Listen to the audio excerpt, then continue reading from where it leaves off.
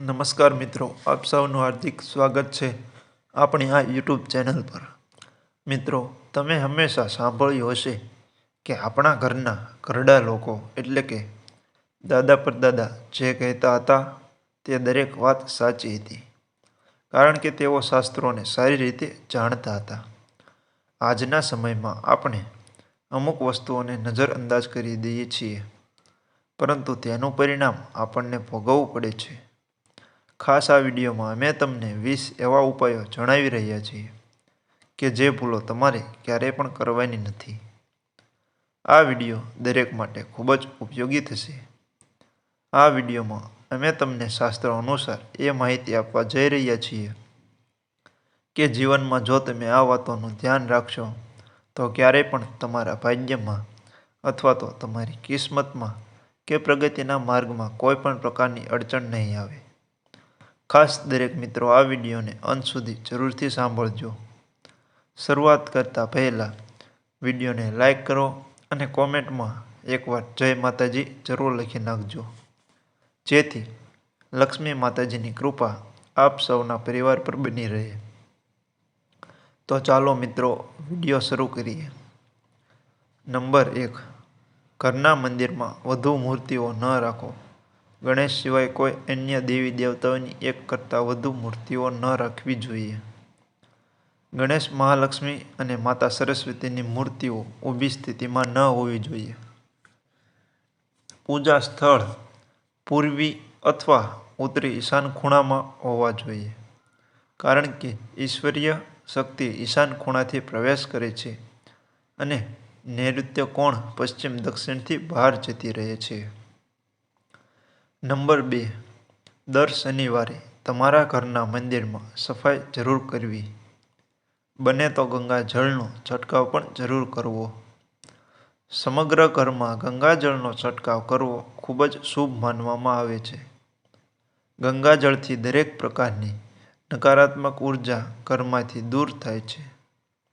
Number 3, ઘરમાં રહેતી સાવરણીને ક્યારેય ઊંચી જગ્યા ઉપર મૂકવી નહીં અથવા દિવાલ પર ટીંગાડવી નહીં। ચાલવાના રસ્તા પર પણ સાવરણી ન મૂકો। સાવરણી હંમેશા છુપાવીને રાખવી। તમે તેને બેડ નીચે કે સોફા નીચે રાખી શકો છો। સાવરણી પર પગ રાખીને ચાલવું ખૂબ જ અશુભ માનવામાં આવે છે। નંબર 4, જ્યારે પણ તમે ઘરના મંદિરની સફાઈ કરો ત્યારે ભગવાનના ફોટા ક્યારેય પણ જમીન પર ન મૂકવા। તમે તે ફોટાને કોઈ ઊંચા સ્થાન પર, ટીપાઈ કે બાજોટ પર રાખી શકો છો। ખાસ કરીને જ્યારે પણ તમે ભગવાનનો દીવો કરો ત્યારે દીવાની યોગ્ય રીતે સફાઈ કરવી ખૂબ જ જરૂરી છે। નંબર 5, ઘરના મંદિરની આગળ એક પડદો રાખવો ખૂબ જ મહત્વપૂર્ણ છે। દિવસ દરમિયાન આ પડદો ખુલ્લો રાખી શકાય છે, પરંતુ રાત્રે પૂજા થયા પછી આ પડદો બંધ કરવો જોઈએ। આવું કરવું ઘર માટે અત્યંત શુભ માનવામાં આવે છે। નંબર 6, પૂજા રૂમમાં રોજ એક કપૂર જરૂરથી સળગાવવું જોઈએ। કપૂર સળગાવવાથી સમગ્ર ઘરમાં પોઝિટિવ ઉર્જા જળવાઈ રહે છે। કપૂરની સુગંધથી ઘરમાં સુખ શાંતિ આવે છે અને દરેક પ્રકારના રોગોનો નાશ થાય છે। નંબર 7, ઘરના મંદિરની અંદર નાનો કે મોટો કોઈ પણ શંખ જરૂરથી રાખવો જોઈએ। મંદિરમાં શંખ રાખવું ખૂબ જ શુભ માનવામાં આવે છે। નંબર 8, દર શનિવારે ઘરમાં એકવાર તો હનુમાન ચાલીસા જરૂરથી વગાડવી જોઈએ। સાંજના સમયે હનુમાન ચાલીસા વગાડવી ઘરના માટે ખૂબ જ શુભ માનવામાં આવે છે। નંબર 9, પરિવાર અને ઘરના વાતાવરણને પ્રફુલ્લિત રાખવા માટે સવારમાં થોડો સમય ભજન વગાડવું જોઈએ। ભજન સાંભળવાથી દરેક વ્યક્તિનું મન શાંત રહે છે અને ઘરમાં પોઝિટિવ ઉર્જાનો પ્રવાહ રહે છે। નંબર 10, ઘરના મંદિર સામે ક્યારેય પણ અપશબ્દો બોલવા ન જોઈએ। જે ઘરમાં મંદિર સામે અપશબ્દો બોલવામાં આવે છે ત્યાંની સુખ શાંતિ થોડા જ સમયમાં દૂર થવા લાગે છે, તેમજ એવા પરિવારો ટૂંક સમયમાં વિખૂટા પડે છે। નંબર 11, કોઈ પણ બંધ થયેલી અથવા તૂટી ગયેલી ઘડિયાળ ક્યારેય પણ ઘરની દિવાલ પર ન રાખવી જોઈએ। ઘરમાં બંધ અથવા તૂટી ગયેલી ઘડિયાળ અશુભ માનવામાં આવે છે। નંબર 12. જ્યારે પણ તમે બજારમાંથી નવી સાવરણી ખરીદી લાવો ત્યારે તેનો ઉપયોગ શનિવારે જ કરવો જોઈએ. શાસ્ત્ર મુજબ આ શનિવારે કરવા માટે ખૂબ જ શુભ માનવામાં આવે છે. નંબર 13. ઘરના કોઈ પણ ખૂણામાં ક્યારેય કરોળિયાના જાળા ન થવા દો. કરોળિયાના જાળા ઘરમાં થવાથી ભાગ્યમાં બાધા આવે છે તેમજ ઘરમાં કંકાસ પણ વધે છે. હંમેશા ખાતરી કરો કે ઘરના કોઈ પણ ખૂણામાં કરોળિયાના જાળા ન હોય. નંબર 14.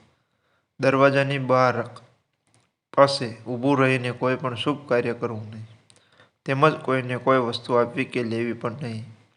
હંમેશા ઘરના અંદર અથવા બહાર ઊભું રહેવું જોઈએ. બારક પર ઊભું રહેવું અશુભ માનવામાં આવે છે. નંબર 15. જો તમારા ઘરમાં કોઈ પરિવારનું સદસ્ય બીમાર રહેતું હોય તો ઘરમાં મીઠાના પાણીથી પોતા કરવાથી ઘરમાં પોઝિટિવ ઉર્જાનો પ્રવાહ થાય છે. તેમજ ઘરમાં ગુગળનો ધુમાડો કરવો જોઈએ. મિત્રો, આ છેલ્લો અને અગત્યનો ઉપાય ખાસ યાદ રાખજો. ઘણા લોકોના મોઢેથી સાંભળેલું છે અને લોકોએ અનુભવ પણ કર્યો છે કે જો ઘરમાં હંમેશા દવાખાનાના ધક્કા થતા હોય તો દર અઠવાડિયે કે દર મહિને દવાખાનાની ભ્રમણાથી છુટકારો થતો નથી.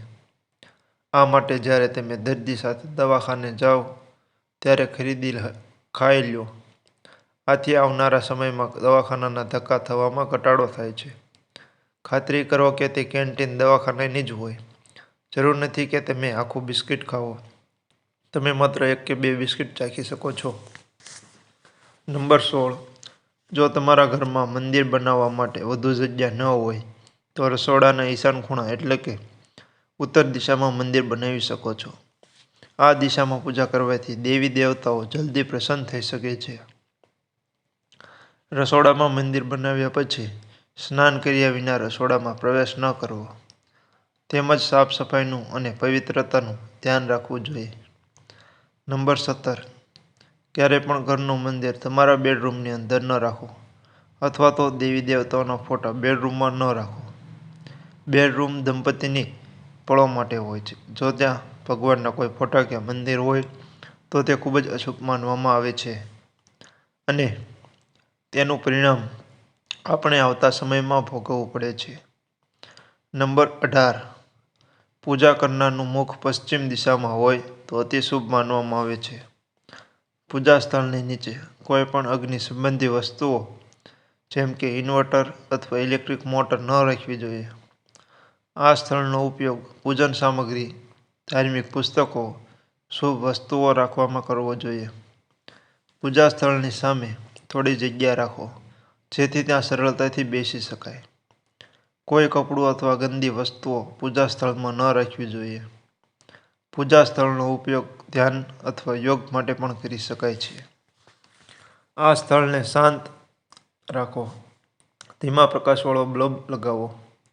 અંધારું અથવા ભેજ ન હોય તેનું ધ્યાન રાખો.